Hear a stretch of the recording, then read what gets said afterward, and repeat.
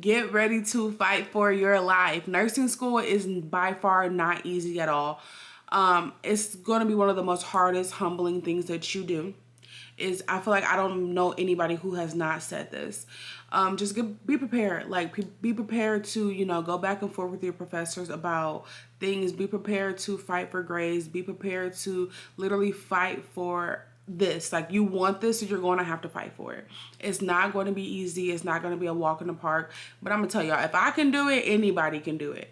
So yeah, just be prepared, y'all.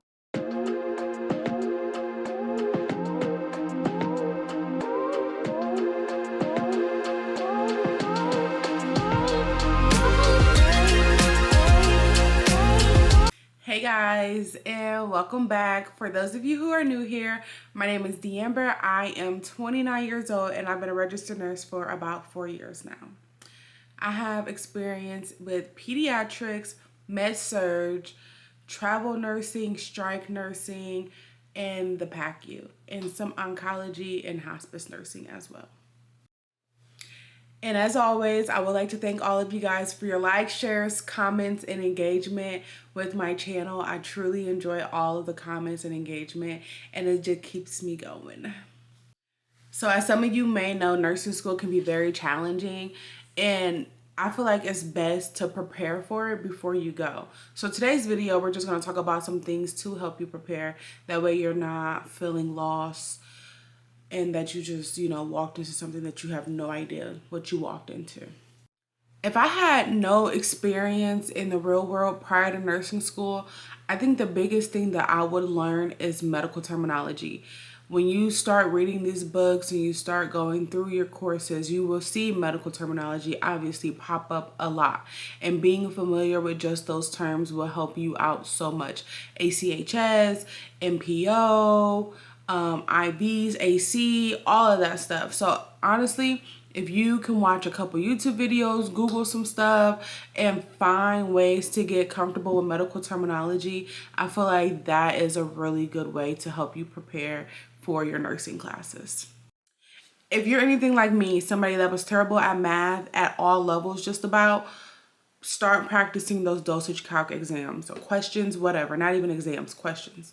Dosage calc is pretty much, it gets you from point A to point B on how to calculate the amount of medication that a patient needs based off of their weight most of the time. So dosage calc is a part of, for me, it was a part of my lab. So we would have our lab component and then we will also have our dosage calc component. In my program, if we did not pass dosage calc, we cannot complete the lab. Dosage calc is, for us, it was a 10-question exam. We had to get a 90. So I see some schools make you get a 90 or a 95, but pretty much if you fail dosage calc, you can fail the class, whatever. And some people get kicked out of nursing school for failing dosage calc. So if you know you're not good with math, if you struggle, start learning how to solve those dosage calc exam questions today.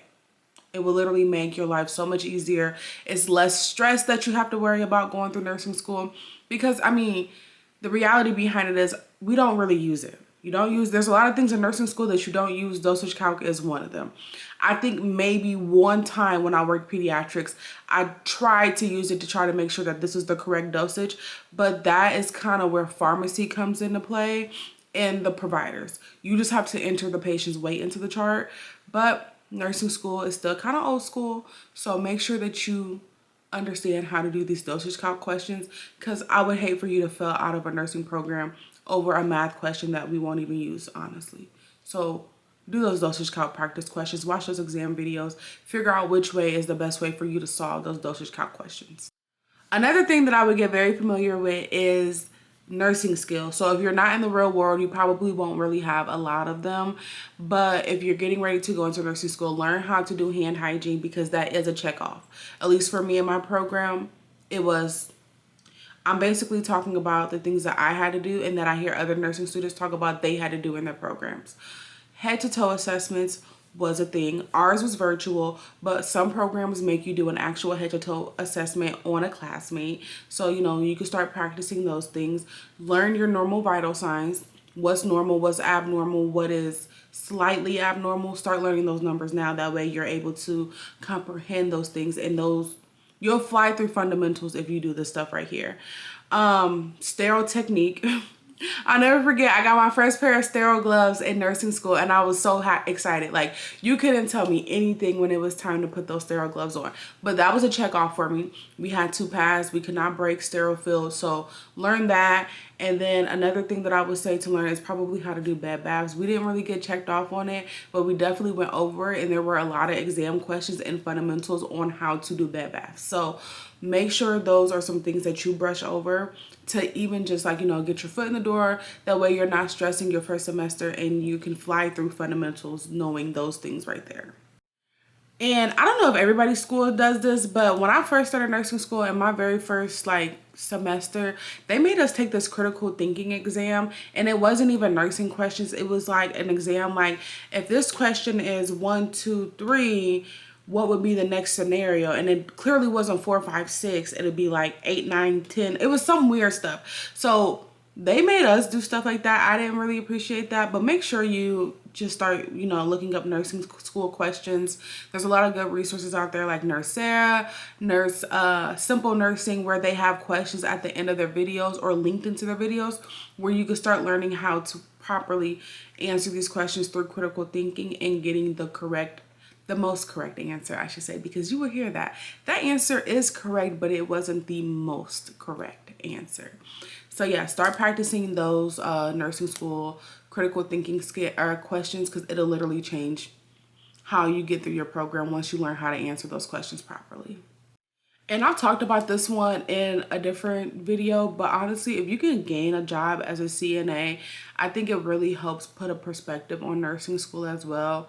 It is very, very beneficial because I feel like me personally being a CNA, it kind of helped me through my nursing program once I was able to flip my switch and think as a nurse. But I think it would have been just a little bit harder if I had no experience in the real world in, like, you know, with what I was doing. So I think if you could find a job as a CNA, work part-time or do whatever you have to do to get through nursing school, it can really help you as well.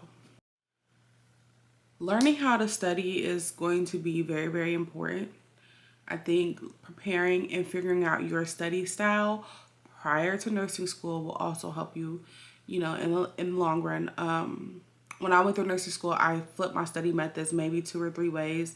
I didn't really fully know how to study to comprehend until like after my med surg class. After that, it was bread and butter to me. I knew what worked for me, but if that was something that I could have picked up on before I even entered nursing school, I think it would have been a whole different experience and I would have been a little less stressed.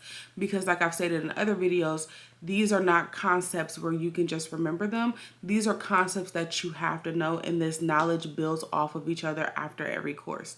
So learning how to study and knowing what works to you knowing what works for you prior to nursing school can really make a huge difference in your whole experience throughout the program. And this is more of a financial tip. And I understand that the economy that we're in right now is just, everything is so expensive and things are easier said than done. But if you can save up some money prior to going to nursing school, I promise you it may like help just in the long run.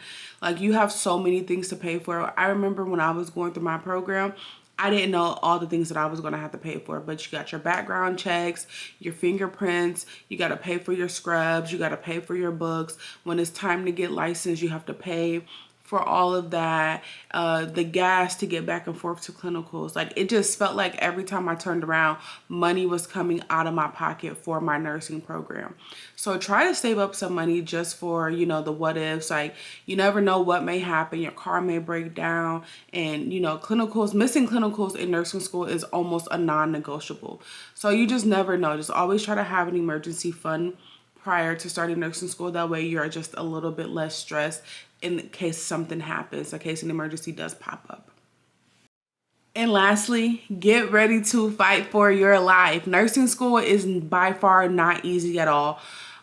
It's going to be one of the most hardest, humbling things that you do.